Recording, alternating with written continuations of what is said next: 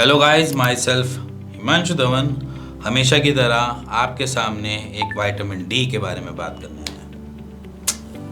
Vitamin D जो आपकी fertility को हैम्पर कर सकता है, आपके स्पर्म काउंट कम कर सकता है, आपकी ओवरऑल बॉडी में दिक्कत ला सकता है, आपकी बॉडी का स्ट्रेस बढ़ा सकता है, आपको दिक्कतों में दिक्कत दे सकता है। मैं वो ऐसा क्यों कहता हूँ? हमने बहुत सारे पेशेंट्स में या अपने क्लिनिकल प्रैक्टिसेस में हमने देखा है जहाँ पर भी पेशेंट की विटामिन डी लैक करता है वहाँ पर उसकी मोटिलिटी भी लैक करती है। और ऐसा मैं नहीं कह रहा, ये हमारे सामने फैक्ट्स की तरह है।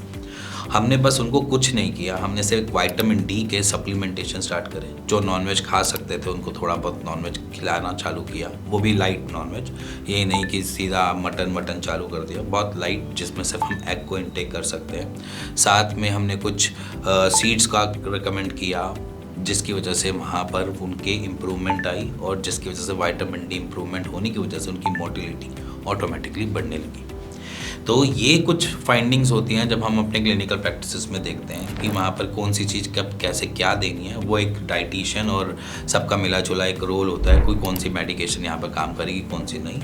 बट विटामिन डी अगर जिस बॉडी में लैक होता है वहाँ पर हम देखते हैं कि लीवर की फंक्शनिंग भी वीक होती है, मेटाबॉलिक एक्टिविटी स्लो डाउन होती है, जिसकी वजह से आपकी फूड की जो एनर्जी है जो एक्चुअली में पहुंचनी चाहिए स्पर्मेटोजेनेसिस के पास वो नहीं पहुंच पाती है, जिसकी वजह से हम देखते हैं कि वहाँ पर आपकी मोटिलिटी या मॉर्फोलॉजी या फिर स्पर्म काउंट में कुछ ना कुछ दिक्कत देखने को मिल जाती है।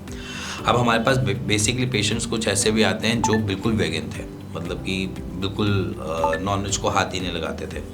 अब क्या होता है कि उनकी जो डिशेस देखा जाए तो वो ज़्यादातर आलू का इंटेक करते हैं, ग्रीन वेजिटेबल्स वगैरह सबका इंटेक थोड़ा थोड़ा करते हैं, बट ज़्यादातर उनके प्रोपोर्शन खाने में आलू का ज़्यादा होता है, पोटैटो ज़्यादा खाते हैं। इसलिए वहाँ पर क्या होता है, एक टाइप का मील बार बार चल रहा होता है। वो सीड्स के ऊपर कॉन्सेंट्रेट नहीं कर रहे हैं, वो ड्राई फ्रूट्स के ऊपर कॉन्सेंट्रेट नहीं कर रहे हैं, जिसकी वजह से वो धीरे धीरे करके लैक होते हैं विटामिन डी में। तो मोस्ट ऑफ द इंडियंस की हम देखते हैं विटामिन डी लैक मिलता ही है। तो उसको एनरिच करने के लिए विटामिन डी का एक डाइट चार्ट मैं आपको देख कर दे रहा हूँ जो वेगन का भी है और जो खा भी सकते हैं डे टू डे की रूटीन में। आप इस पूरे डाइट चार्ट को रोज फॉलो करना स्टार्ट करो आज से। कुछ चीज़ें रोज इसमें से इनटेक करना चालू करो जिससे विटामिन डी आपकी कंप्लीट बना रहे।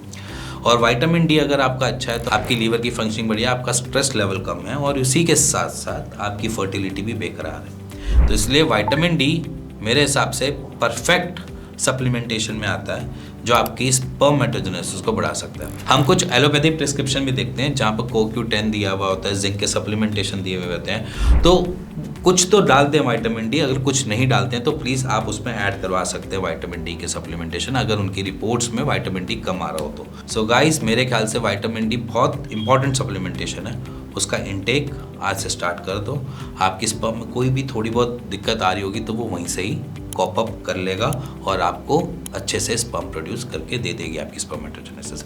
इसी के साथ मिलते हैं नेक्स्ट वीडियो के लिए, तब तक good bye and take care.